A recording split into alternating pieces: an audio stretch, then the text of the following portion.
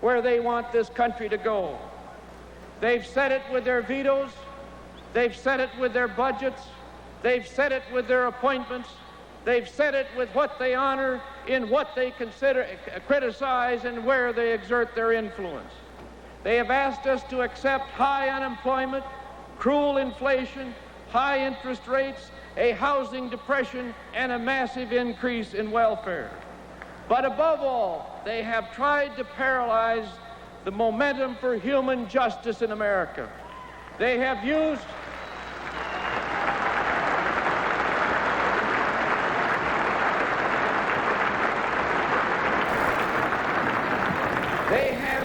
the power and the prestige of the White House to try to persuade America to abandon its most cherished objective, that special American notion of fairness and compassion.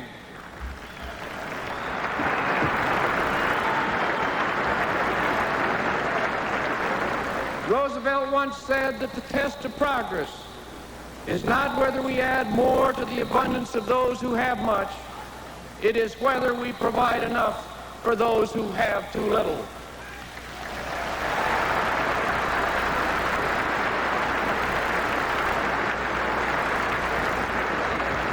But we don't hear those words from this administration. Instead, we hear demands to further comfort the comfortable. And that's what the 1976 election is all about.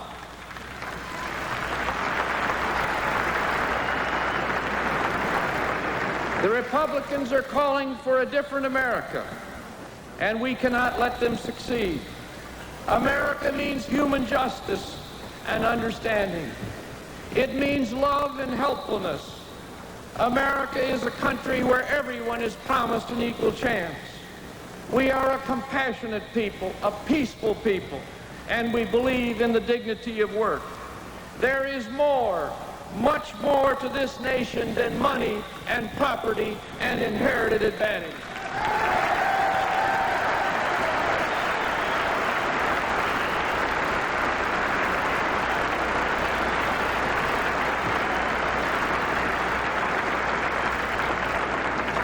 Materially, we are a great and a powerful nation. We're proud of it. But it is the principle of America and the spirit of America that makes us really proud. That's the most important part of our country.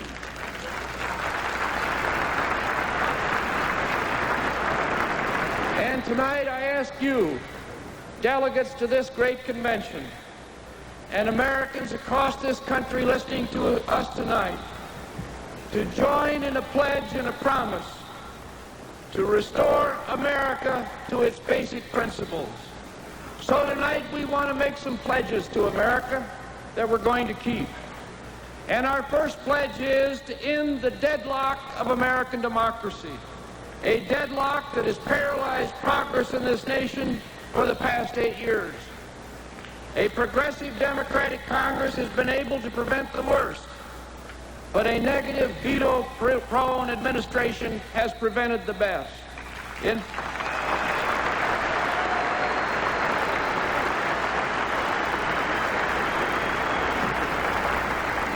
fact, we haven't had real government. We've just had impasses. And we can't go on like this. America must have a government that leads and can govern. And the first thing we're going to do when President Carter's elected is get this government moving again.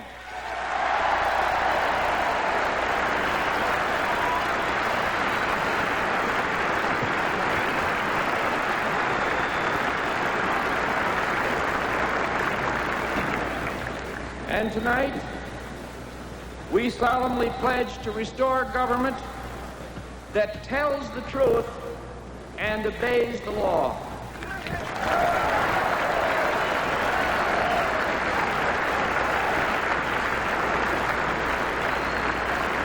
Roosevelt once said that the presidency is preeminently a place of moral leadership. But we have just lived through the worst political scandal in American history and are now led by a president who pardoned the person who did it.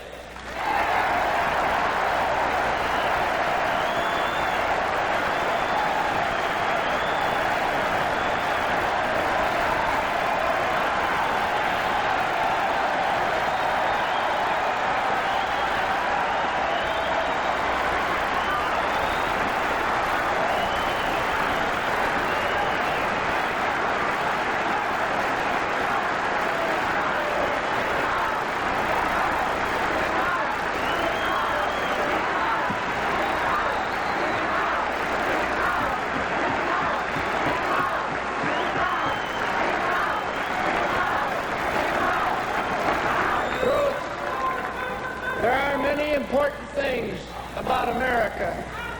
But it begins with the truth, and it begins with obeying the law, and that will be the fundamental principle of the Carter administration.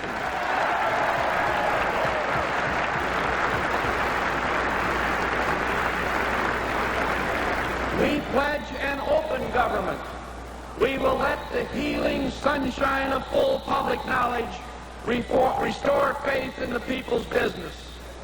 We understand that a president is not elected to do as he pleases. A president is elected to do what the people please, and then only as the law allows.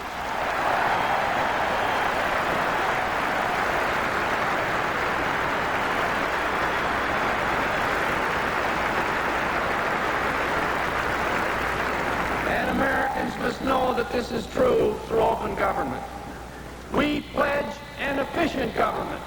Waste in government is intolerable. Government must deliver services without waste by officials who earn decent pay and are respected for their services.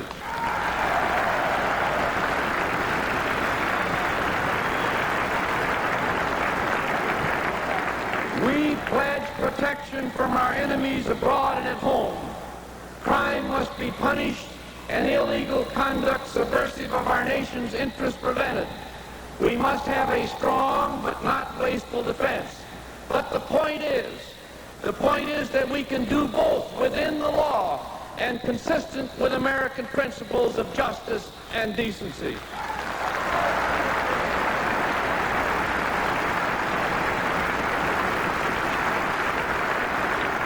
The Constitution provides more than enough legal power to defend this nation from her enemies.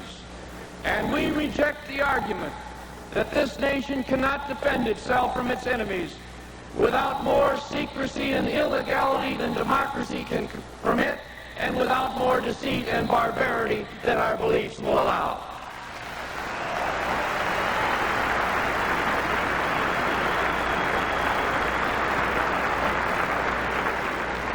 And we reject, too, the idea that this nation must sit by passively while terrorists maim and murder innocent men, women, and children.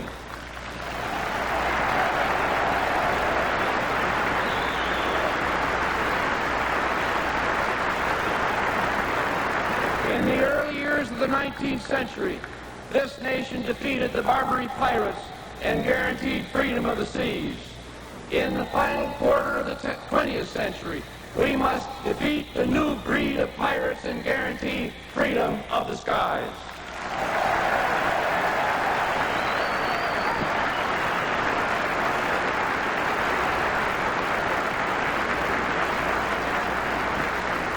Israel, always a bulwark of liberty, has set an historic example for freedom-loving peoples around the world by its bold and daring mission in Uganda.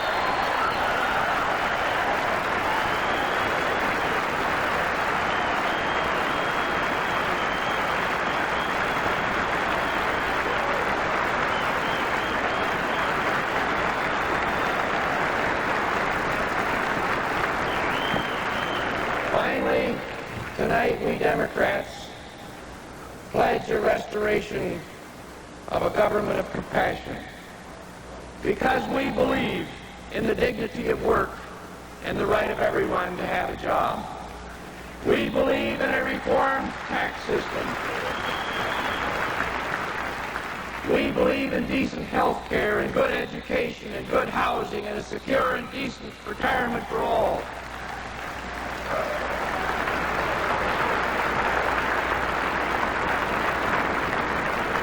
And we believe in strong families. And we believe it should be the birthright of every American child, to have the fullest possible opportunity to share in the best of American life.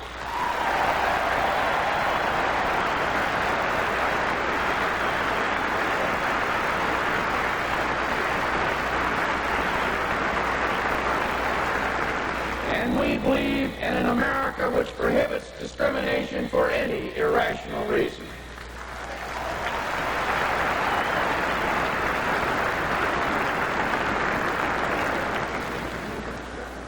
We realize that none of this can be easily or or immediately accomplish. We do not ask to govern because we are sure of the answers, but we ask to govern because we are able to look at our problems with fresh eyes. We are a new generation of leadership. We are strong, we are experienced, and we're ready.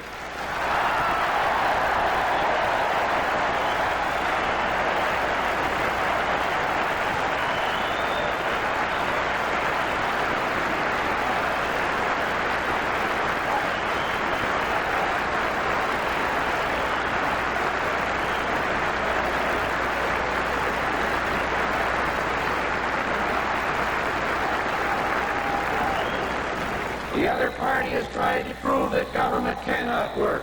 We are pledged to make it work, and it will work.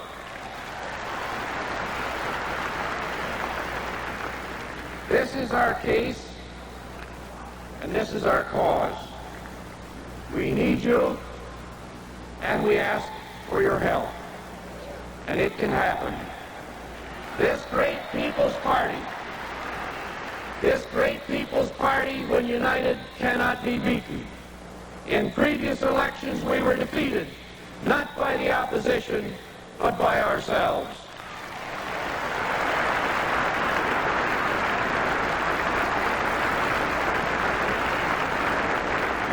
We are together tonight, united as never before.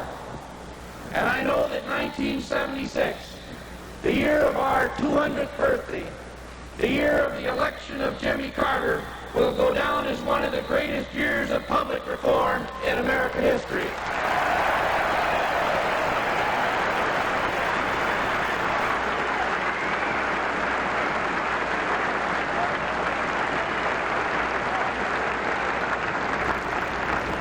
And together, we can make it happen.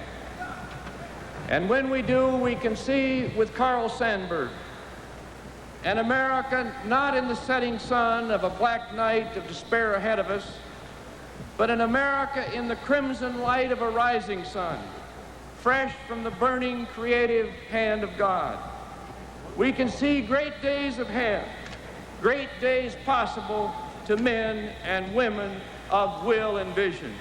We have that will, we have that vision, we love our country, and we're going to do our job. Thank you very much.